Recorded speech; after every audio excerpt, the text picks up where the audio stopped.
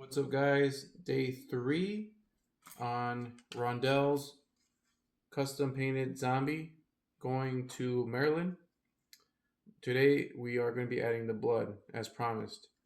I'm going to show you guys how I add blood to these. It takes a little bit of time, but once it's done, it's going to look really nice. So I'm going to move the camera so you guys can see.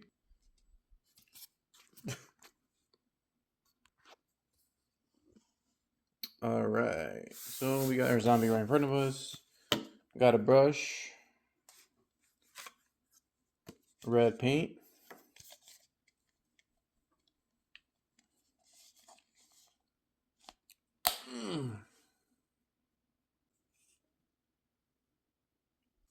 First thing I like to do is add some blood to the tips. And I just add the blood because when a zombie bites into something like flesh, all the tips are going to be red.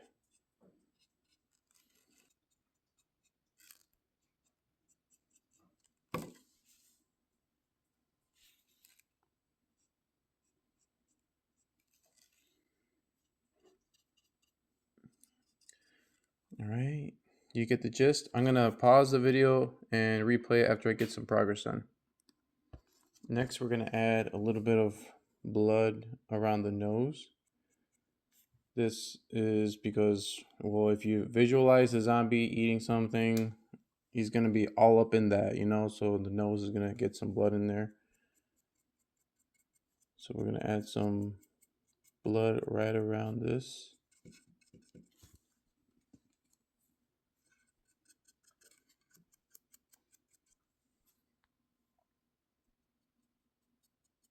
All right, we added all the blood around the nose. Now we're starting to add blood throughout the rest of the mask. So it looks like there's some blood splatter.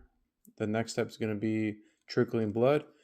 But we are running out of time for our duration of this clip in order for it to be considered a short or a reel on TikTok, Instagram, or Facebook. So if you want to watch the rest of this and how it turns out, I would recommend you guys subscribe or follow us on YouTube, Jaws with a Z, Jaws PB. That way you can see the end result. And let me tell you, you're not going to want to miss it. So I'll see you guys on YouTube. Thank you for watching. All right, so those of you that joined us in on YouTube, we're just going to continue adding some of this blood. Every mask is made different. It's every mask is unique. The general idea will be the same, but the paint strokes and spots where you put blood, that is never the same. Every mask is unique. That's why a lot of people like Jaws, because people feel like they're wearing a one-of-a-kind mask. So we're gonna add some blood up here. We're gonna add some streaks in here.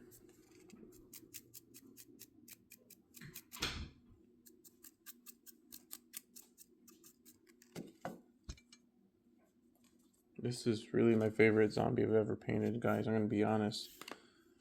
It just looks so smooth. I don't know why it's looking so good compared to other ones that I've done. Just look at how clean that fading is right here. That shading right there. All right, so we're gonna add some blood here, here, here. The green and the red just go so well together. And we're gonna add some paint over here. And we're gonna do like a blood splatter, like it popped something, a vessel.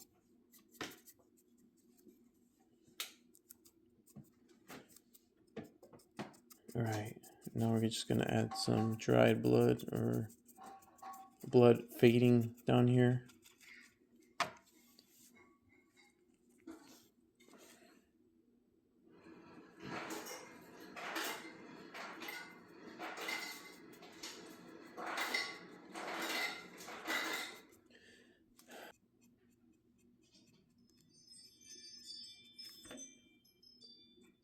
All right, we're adding some more blood here.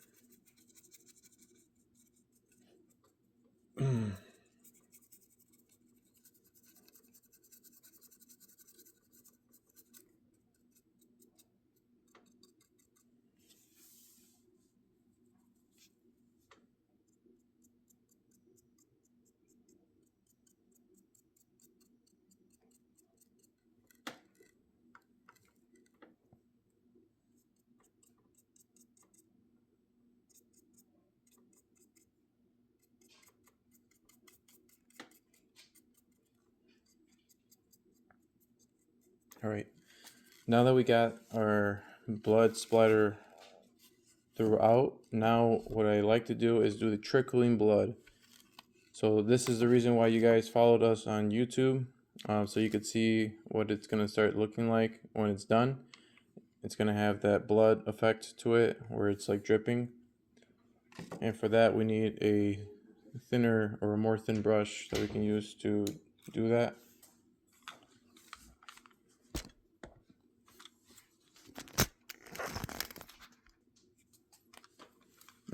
All right, let's look for our brush, paying no attention to the bow that's over here. That's another financial mistake that happened recently. Not a mistake, but an impulse.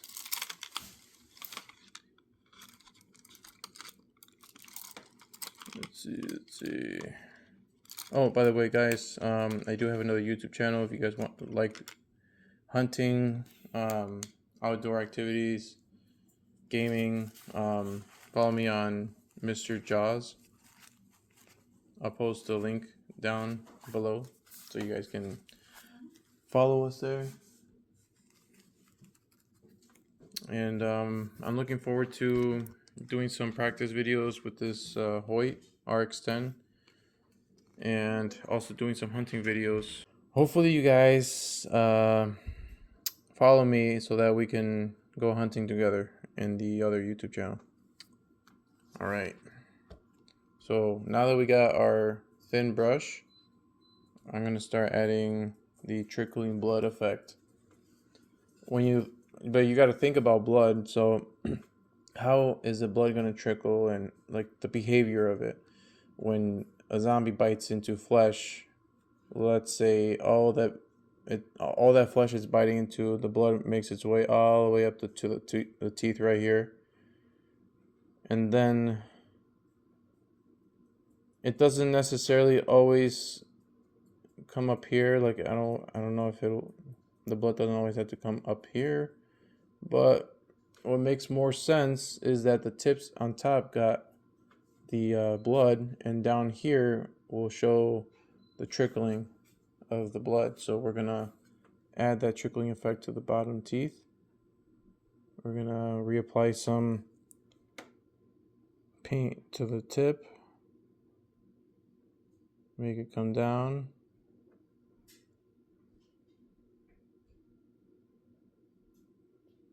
And then you're gonna have to think like blood, like what would blood do if it was on this mask. And so there's like a little divot right here. You're gonna have to make it look like it'll pull up in here and then come down. That was correct. Come down this way and makes its way towards the bottom like that. And we're gonna just do this, and then the blood also can run down the tooth on the side right here, down the center, and then we'll also add another stream or a waterfall of blood coming down.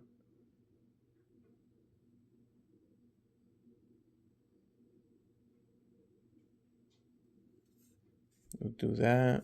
Sometimes the blood dries a little bit too dark, and we had to do like a reapplication so that way it stays bright red.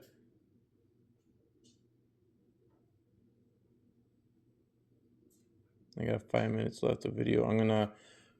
My storage is getting full, so I'm gonna pause the video, do some progress, and then come back.